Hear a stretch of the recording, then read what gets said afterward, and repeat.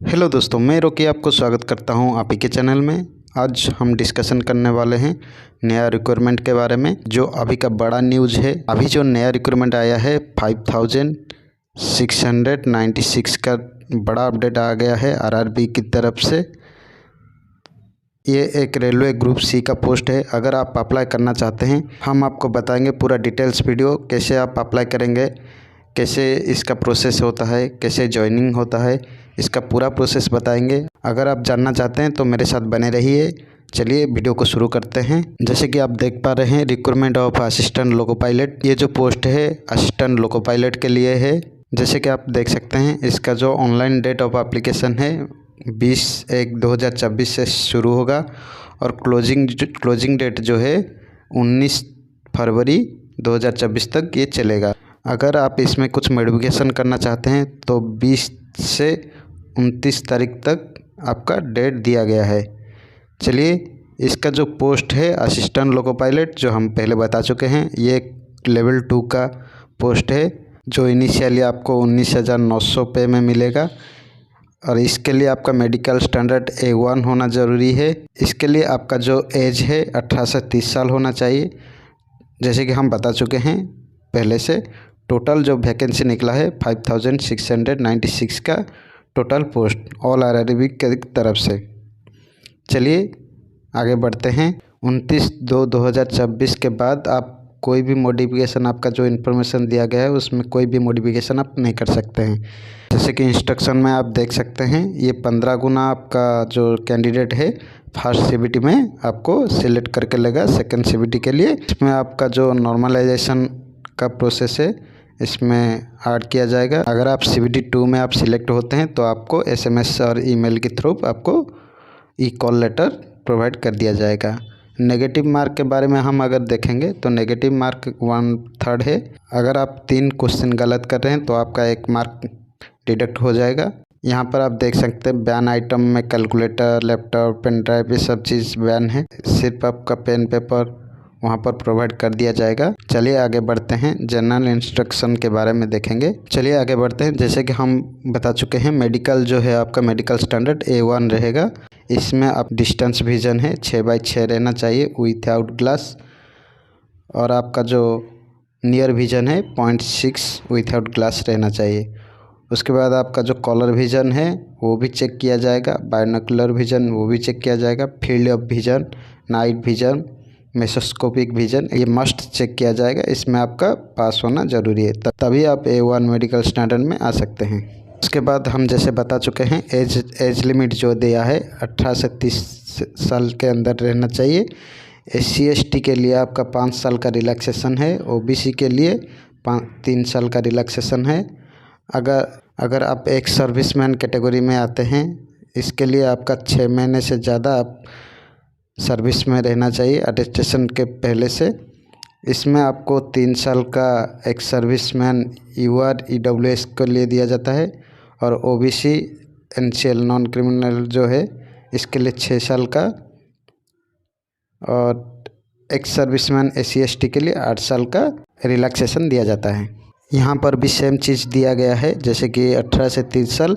जैसे कि UR and EWS के लिए 2/7/1994 से पहले आपका डेट ऑफ बर्थ नहीं होना चाहिए, और OBC के लिए 2/7/1991 होना चाहिए, और इसमें SC ST के लिए 2/7/1989 के लिए रहना चाहिए। उसके बाद हम एग्जामिनेशन फ़ी के बारे में देखेंगे। एग्जामिनेशन फ़ी जो है ऑल कैंडिडेट के लिए 500 रुपया रखा गया है। सिर्फ SC ST, ex service, female, transgender, minority जो है यहाँ पर, और इकोनॉमिकल बैकवर्ड क्लासेस में जो आते हैं उनके लिए 250 रुपया रखा गया है। अगर आप फर्स्ट सीबीटी में बैठते हैं तो ये 250 रुपया जो है आपको रिफंड हो जाएगा। अगर आप CBT 1 में अपीयर नहीं करते हैं तो आपका जो रिफ़ंड होगा वो नहीं मिलेगा, आपको जो 250 रुपया रिफ़ंड नहीं मिलेगा। चलिए आगे बढ़ते हैं। आप देख सकते हैं मोड ऑफ पेमेंट, आप इसको ऑनलाइन भी कर सकते हैं, और internet banking, debit credit card और UPI से भी कर सकते हैं। इसके लिए कुछ एप्लीकेबल चार्जेस रहेगा जो आपको पेमेंट करना पड़ेगा। चलिए नेक्स्ट पॉइंट देखते हैं। आपका जो पेमेंट है सिर्फ ऑनलाइन मोड में ही होगा। इसके बाद देखेंगे फर्स्ट सीबीटी का जो सिलेबस और पैटर्न क्या है उसके बारे में, जो इम्पोर्टेंट रहता है उसके बारे में हम डिस्कशन करेंगे। CBT 1 में आप जो स्क्रीनिंग एग्जाम शॉर्टलिस्ट करेगा तब आप CBT 2 में अपीयर हो सकते हैं after normalization mark and merit में। अगर आप सिलेक्ट हो रहे हैं तो फाइनल पैनल में आपका CBT मार्क कोई भी तरीके से नहीं जोड़ा जाएगा। जो आपका मेन मार्क पकड़ा जाएगा वो CBT 2 का मार्क लेके आपका फाइनल पैनल बनेगा। चलिए आगे बढ़ते हैं। Pattern of syllabus CBT 1। CBT 1 के लिए क्या क्या पैटर्न दिया गया है और सिलेबस क्या है उसके बारे में डिस्कशन करेंगे। इसके लिए आपका जो CBT 1 के लिए 60 मिनट दिया जाता है। उसके बाद आप नंबर ऑफ क्वेश्चन देख सकते हैं 75 दिया गया है, जो 75 मार्क का CBT 1 का क्वेश्चन आएगा। इसमें आपको बता चुके हैं 1/3 ऑफ ईच रॉन्ग आंसर जाएगा, आपका डिडक्ट हो जाएगा। Normalization mark will be done for CBT in multiple shift में हो रहा है, इसलिए आपका जो नॉर्मलाइजेशन किया जाएगा। मिनिमम जो है minimum percent of eligibility UR and EWS और OBC के लिए 30% है, SC के लिए 30% है और ST के लिए देख सकते हैं 25% है। उसके बाद आगे बढ़ेंगे। नेक्स्ट पॉइंट जो है आप देख सकते हैं सिलेबस के बारे में है। सिलेबस में आपका जो मैथमेटिक्स आएगा, मैथमेटिक्स में आपको देगा number system, BODMAS, decimal fraction, LCM, HCF, ratio proportion, percentage, mensuration, time and work, time and distance, simple and compound interest, profit loss, algebra, geometry, trigonometry, statics, square root, age calculation, calendar, clock, पाइथन सेटन, ये सब आपका जो syllabus में ये रहेगा। इसमें से आपको क्वेश्चन आएगा। चलिए उसके बाद देखते हैं मेंटल एबिलिटी में क्या क्या डालता है। जैसे कि देख सकते हैं मेंटल एबिलिटी में आपका analog, alphabetic, number series, coding, decoding, mathematical operation, relationship, syllogism, jumping, Venn diagram, data and interpretation, sufficiency, conclusion and decision making, similarity and difference, analytic reasoning, classification, direction and argument and assumption etc. आपका mental ability में आएगा। जैसे कि आप general science से आप देख सकते हैं, जनरल साइंस में आपका physics, chemistry and life science 10th standard का ही लेवल का ही रहेगा। उसके बाद जो जनरल अवेयरनेस है, current affair, science and technology, sports, culture, personality, economic, political and other subject importance जो है उसमें आपका इंक्लूड रहेगा। इसमें आप करेंट अफेयर जो है भी है आप इसको अच्छे से फॉलो करके रहिएगा, क्योंकि ज़्यादातर करेंट अफेयर से ही क्वेश्चन आता है। चलिए आगे बढ़ते हैं। के बाद आपका जो सेकंड स्टेज में आपका shortlisted candidate should be done RRB wise, community wise as per their normalization mark. जो आपका फाइनल मेरिट लिस्ट निकलेगा वो CBT 2 के रिजल्ट से ही डिपेंड करता है। तो total number of candidate short listed for CBT 2 15 times, जैसे कि हम पहले से बता चुके हैं। गुना स्टूडेंट को ये शॉर्ट लिस्ट करेगा CBT 2 के लिए। Final panel for LP will prepared only basic of mark candidate in CBT 2। चलिए इसका भी हम पैटर्न और सिलेबस देख लेते हैं। इसमें जैसे कि आप देख सकते हैं 2 पार्ट में इसको एग्ज़ाम किया जाएगा, पार्ट A, पार्ट B। जब पार्ट A में रहेगा 90 मिनट का 100 क्वेश्चन रहेगा और पार्ट B में जो है 60 मिनट 75 क्वेश्चन के लिए रहेगा। थर्ड पॉइंट आप जैसे कि देख सकते हैं वही सेम है, यहाँ पर नेगेटिव मार्किंग है 1/3 है, तो आप ये भी ध्यान में रखिएगा। अगर आप 3 क्वेश्चन रॉन्ग कर रहे हैं तो आपका 1 मार्क डिडक्ट हो जाएगा। इसमें भी मल्टीपल शिफ्ट में एग्ज़ाम हो रहा है, इसलिए इसको भी नॉर्मलाइजेशन किया जाएगा। नेक्स्ट पॉइंट है, आप इम्पोर्टेंट पॉइंट देख सकते हैं। In part A minimum pass percentage for eligibility of UR and EWS के लिए 40% है और OBC के लिए 30%, SC के लिए 30% और ST के लिए 25% है। नेक्स्ट पॉइंट देखते हैं। जो नेक्स्ट पॉइंट है, only the marks scored in part A shall be counted for short list of candidate for further stage. जो ऑफ दिस रिक्वायरमेंट प्रोसेस, ये जो पहला पार्ट ए का जो स्कोर है इसी के हिसाब से आपको शॉर्टलिस्ट किया जाएगा फर्दर रिक्वायरमेंट प्रोसेस के लिए। And provide the candidate irrespective of community is ability secure qualifying mark 35% in part B. इसके बाद हम सिलेबस के बारे में डिस्कशन करेंगे। चलिए आगे बढ़ते हैं। सिलेबस में आपका पार्ट ए में जो है मैथमेटिक्स सेम ऑलमोस्ट सेम रहेगा, वही से नंबर सिस्टम बदमाश वही पापन सिटन वही रहेगा। और इसमें अब दूसरे नंबर पर जनरल इंटेलिजेंस एंड रीजनिंग जो है, जो मेंटल एबिलिटी वहाँ पर दिया गया था वही रहेगा, ऑलमोस्ट वो भी सेम रहेगा। और बेसिक साइंस एंड इंजीनियरिंग में आपका जो बेसिक साइंस के बारे में आएगा और इंजीनियरिंग के बारे में भी आएगा, जैसे कि board topic covered under cell engineering drawing. जैसे ड्राइंग में आप करते थे projection view, drawing instrument lines, geometrical symbolic representation, unit measurement, mass weight, ये सब है। आप जो नीचे देख सकते हैं ये सब साइंस का चैप्टर है, ये सब भी आएगा। इसमें और एक चीज़ है आप यहाँ पर नोट कर सकते हैं, एनवायरनमेंट एजुकेशन जो है एंड लिटरेसी के बारे में ये क्वेश्चन कर। नेक्स्ट देखेंगे सिलेबस फॉर पार्ट बी के लिए। पार्ट बी जो है ओनली क्वालिफाइंग टेस्ट है, इसमें सिर्फ आपको क्वालिफाई करना है वेरियस ट्रेड सिलेबस में जो DGT के तरफ से है। इसमें आपका क्वालिफाइंग परसेंटेज जो है 35% है, ऑल कैंडिडेट के लिए है, कोई भी कम्युनिटी ऐसे कोई ये नहीं है, ऑल कैंडिडेट के लिए 35% मार्क है। अगर 35% आप स्कोर करते हैं तब आपका पार्ट ए देखा जाएगा, जिसमें पार्ट ए का जो स्कोर है उसी के हिसाब से आपका मेरिट लिस्ट बनेगा, फाइनल मेरिट लिस्ट। चलिए उसके बाद देखेंगे कि आप जानते हैं पार्ट बी जो है क्वालिफाइंग नेचर का है, तो यहाँ पर आपका ट्रेड वाइज ही पड़ेगा, कैंडिडेट क्वालिफिकेशन के हिसाब से आपका ट्रेड के हिसाब से ही क्वेश्चन आएगा। जैसे कि अगर आप electrical engineering combination various stream of electrical engineering में है तो आपका वही इसी के हिसाब से आएगा। इलेक्ट्रिशियन के इंस्ट्रूमेंट के बारे में आएगा, wireman, armature and coil winder, refrigeration, air conditioning, mechanic, इसी के हिसाब से आपका क्वेश्चन आएगा। अगर आप mechanical engineering and combination wiring stream of mechanical engineering में आते हैं तो इसमें आपका फिटर, मैकेनिक्स, ट्रैक्टर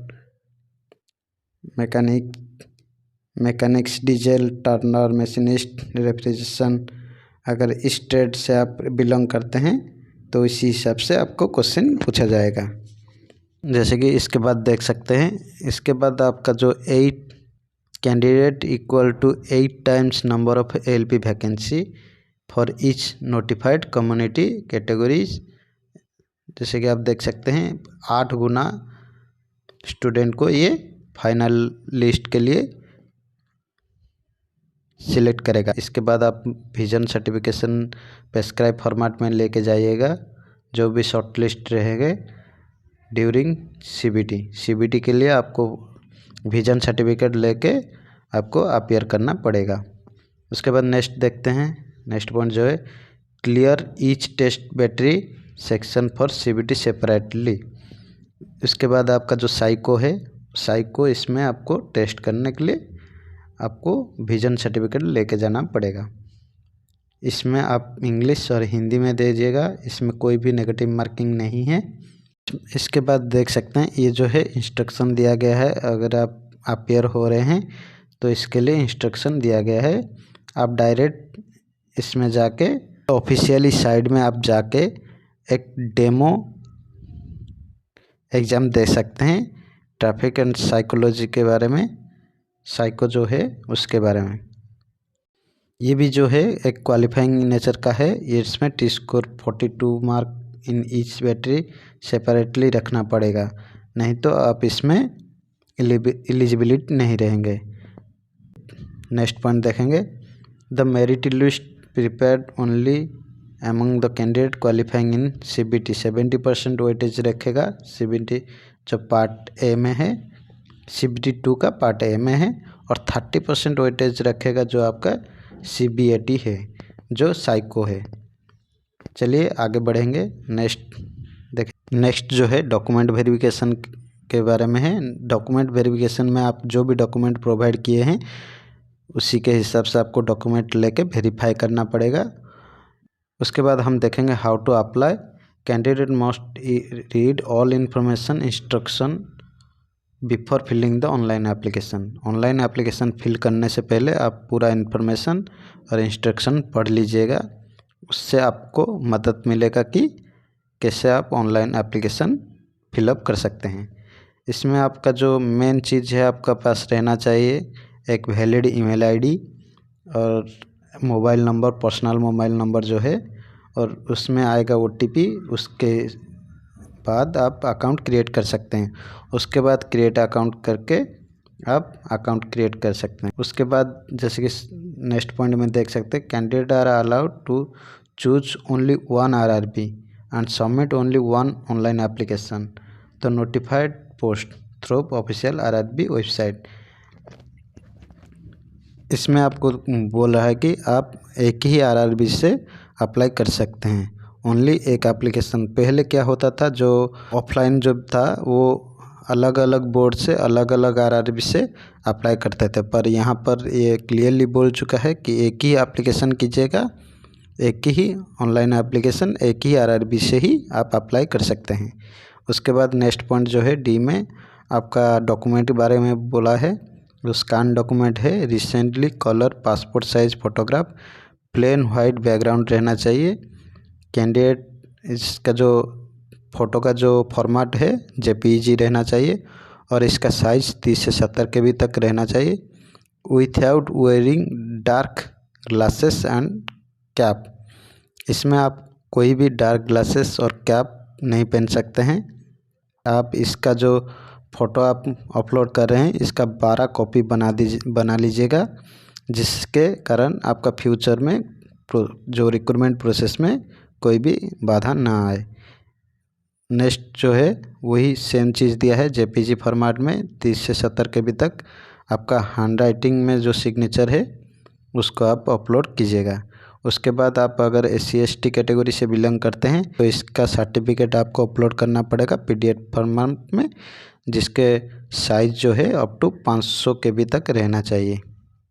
इसके बाद जो नेक्स्ट इंस्ट्रक्शन दिया गया है, candidate can also service for the common service centre CSC जो पॉइंट रहता है उसमें आप जाके ऑनलाइन भर सकते हैं। Government of India digital India initiative for submitting online application, इसमें भी आप जाके भरवा सकते हैं।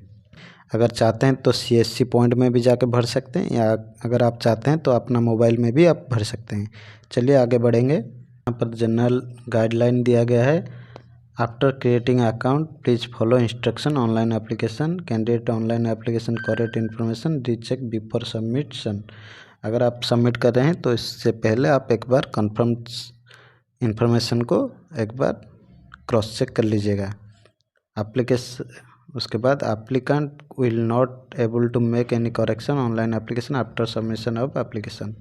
सबमिट करने के बाद आप किसी भी तरह का एडिट नहीं कर सकते। मीडियम ऑफ एग्जामिनेशन, इसमें आपका question CBT 1 CBT 2 available in English, Hindi and 13 region Indian language. आप किसी में भी लैंग्वेज में आप इसको एग्ज़ाम दे सकते हैं। अगर आप एक से ज़्यादा RRB से आप अगर अप्लाई कर रहे हैं तो आपका जो एप्लीकेशन है रिजेक्ट हो जाएगा। इनवैलिड एप्लीकेशन और रिजेक्शन इस कैटेगरी में आता है। अगर आप फ़ोटो भी अपलोड करते हैं जो प्रिस्क्राइब स्पेसिफिकेशन दिया गया है, उसके अलावा अगर आप कोई भी फ़ोटो अपलोड करते हैं उसके कारण भी एप्लीकेशन इनवैलिड हो सकता है। तो अगर सिग्नेचर बोला है, अगर सिग्नेचर भी ऐसे का रनिंग हैंडराइटिंग में ही आपको सिग्नेचर करना है। Details of rejected application can be viewed on website. अगर आपका एप्लीकेशन रिजेक्ट हो रहा है तो आपका जो है RRB के साइट में आपको इन्फॉर्म कर दिया जाएगा कि क्यों आपका एप्लीकेशन रिजेक्ट हुआ है, किसके नाम पर रिजेक्शन हुआ है। चलिए आगे बढ़ते हैं। उसके बाद जैसे कि हम बोले थे कि आपका जो मिनिमम क्वालिफिकेशन क्या है बताएंगे। चलिए देख सकते हैं। असिस्टेंट लोको पायलट के लिए जो आपका सेकंड लेवल में आता है और आपका पे जो है 19,900 रहेगा। मेडिकल स्टैंडर्ड A1 रहेगा, आपको हम पहले बता चुके हैं। इसके लिए आपका जो क्वालिफिकेशन है मैट्रिक रहेगा। इसके साथ आपका ITI रिकॉग्नाइज्ड इंस्टीट्यूशन जैसे कि NCVT SCVT, और इसके लिए आप किस किस ट्रेड में होना चाहिए, fitter, electrician, instrument mechanic, mill writer, maintenance mechanic radio and TV, electronics mechanic motor vehicle, wireman, tractor mechanic, armature and coil winder mechanic, diesel, heat engine, Turner machinist, refrigeration and air conditioning mechanic. इसके साथ आपका matriculation SSLC plus course complete act apprentice in the trade mention above रहेगा। आप इसके साथ साथ अगर आप कहीं पर भी डिप्लोमा किए हैं, डिप्लोमा से भी तो आप अप्लाई कर सकते हैं। इलेक्ट्रिकल हो, मैकेनिकल हो, इलेक्ट्रॉनिक्स हो, ऑटोमोबाइल हो, तो इसके साथ भी आप अप्लाई कर सकते हैं। अगर जैसे कि यहाँ पर देख सकते हैं पोस्ट वाइज जो दिया गया है RRB से कितना पोस्ट वैकेंसी है, इसके हिसाब से आपको दिया गया है। जैसे कि आप देख सकते हैं अहमदाबाद में 238 पोस्ट है, अजमेर में 228, बेंगलोर 473, भोपाल एक है, वेस्टर्न सेंट्रल रेलवे और वेस्टर्न रेलवे दोनों में आपका RRB भोपाल ही कंडक्ट करवाएगा, जिसमें 219 है और 65 भी है। भुवनेश्वर में 280 पोस्ट है। बिलासपुर में जो सेंट्रल रेलवे और साउथ ईस्ट सेंट्रल रेलवे जो है दोनों का अलग अलग दिया गया है, पर एक ही RRB बिलासपुर ही आपका एग्ज़ाम कंडक्ट करवाएगा। उसके जो पोस्ट है 124, 1192।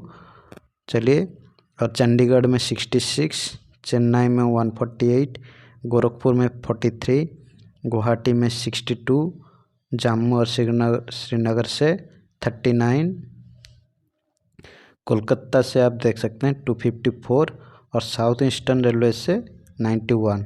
उसी के साथ मालदा से आप देख सकते हैं 161 एक है ईस्टर्न रेलवे का, और साउथ ईस्टर्न रेलवे का 56। ईस्टर्न रेलवे कोलकाता भी कंडक्ट करता है और RRB मालदा भी कंडक्ट करता है ईस्टर्न रेलवे के लिए। ईस्टर्न रेलवे में दोनों आते हैं। तो RRB मुंबई से आप देख सकते हैं south central railway, western railway, central railway तीनों आता है, जो 26, 110 और 411 है। मुजफ्फरपुर में 38 पोस्ट, पटना में 38 पोस्ट जो कि बहुत कम है।